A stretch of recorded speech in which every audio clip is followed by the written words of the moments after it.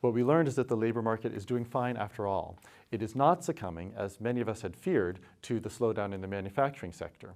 And in this jobs report, what we saw was strength wherever you looked, especially in the payroll number, which was more than 200,000. So that's more than twice as much as we need in order to see the unemployment rate continue to decline. And sure enough, the unemployment rate did decline to 3.5%, equaling its lowest level from the last 50 years. Even when you look at wages, those rose a little bit faster, although there were some mixed messages there, but that's really been the story of wages all along for the last 10 years or so. One industry that was very interesting in this jobs report was manufacturing. And there we saw exactly what we all hoped to see, which was a big swing from job losses in October to job gains in November. However, it's not what it appears to be. What's going on here is that a lot of auto workers were on strike in October, so they didn't show up for the job, which means they couldn't show up in a payroll survey. In November, they were back on the job, so they show up in the payroll survey.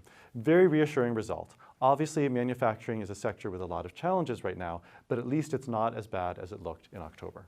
Another industry that's interesting to look at is retail trade. Retail has had a tough year and lost jobs most months of this year, but in November it saw job gains, and there were signs suggesting that this is due to holiday hiring. Even department stores did well, and they've been one of the most stressed subsectors. More and more, this looks like the 2015-2016 cycle. There's a lot of weakness in the manufacturing sector, but it is not poisoning the rest of the economy.